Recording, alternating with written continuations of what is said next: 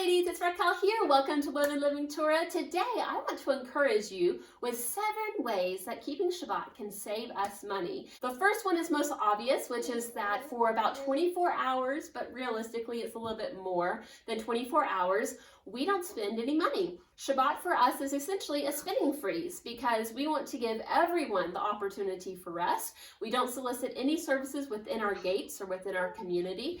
And so every dollar that we're not spending is a dollar that we're saving.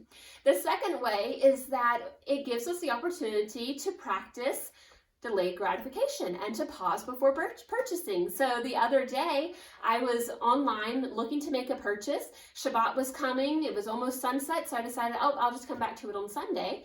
And then when I did come back to it on Sunday, I decided I don't actually want to purchase this thing after all. So because of Shabbat, at least once a week, I've got that opportunity to kind of step back from something that I'm looking at purchasing, because sometimes we can be so close to an idea, it's hard to separate ourselves from it. But Shabbat gives me that separation from it so that I can then see it more clearly on Sunday, and that can save me from splurges and unnecessary expenses. The third way Shabbat saves our family money is it helps us to become more aware of our spending habits. By not spending on Shabbat, I become more aware of what I do spend money on throughout the week. So for example, if I'm going to Shabbat service and I pass the little coffee stand and my heart pitter-patter just wants to turn in and get my usual, then maybe I'm suddenly realizing that I have a usual. That every time I go into town, I'm going to this coffee shop and I'm buying coffee. Now, there's nothing wrong with treating ourselves, of course, but it is beneficial to know what we're treating ourselves with, how often we're treating ourselves with that thing, and if we want to actually be spending our money to treat ourselves on that thing. So by keeping Shabbat, I'm becoming more aware of my spending habits, which in turn is going to build me wealth and save me money. Number 4 is preparing for Shabbat saves our family money. So I like to make one trip out each week, usually on a Thursday, to get any errands done that I need done, to fill up on gasoline, to go to the grocery store, and make sure that I have everything ready for the weekend. And because I'm taking that one trip out, I'm saving money on gasoline. Actually, in a couple of ways, I'm saving money on gasoline. I'm saving money on gasoline because it's one trip and not, one trip on Thursday, one trip on Friday, one trip on Saturday, one trip on Sunday. I'm consolidating my trips. I've got everything I need for the weekend from that one trip.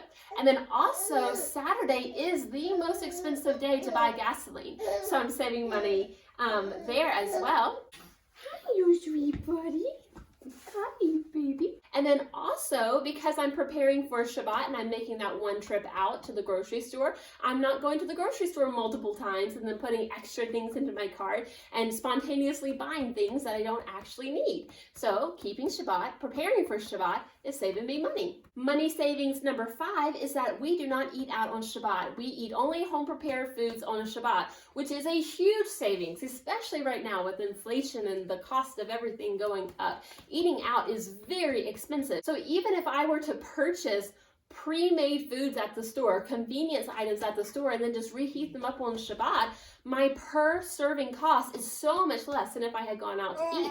And then additionally, one of the foods that I prepare for Shabbat is soup or stew or chili, something like that, which happens to be one of the most economical foods that you can make. So it's kind of a double savings there. Number 6 is that we feast with our friends at our Shabbat services. So I don't know any Shabbat gathering that does not eat together. There's just something about food that we all like.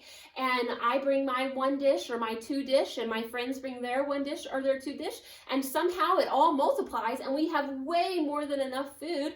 And for the cost of the 1 dish or the 1 or 2 dishes that I bring, my family gets a whole variety of foods.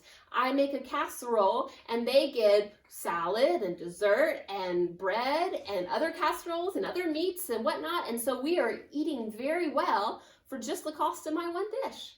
And finally, money savings number 7, which comes from my husband, I thought this was an excellent point, is that because of Shabbat, we are healthier. And so our family is not spending extra money on counseling or doctors or supplements or whatever it is, because we are giving our bodies physical rest. We're giving our minds rest from the busyness and the stresses of this life, our spirits are having the opportunity to be refreshed in the Word of God.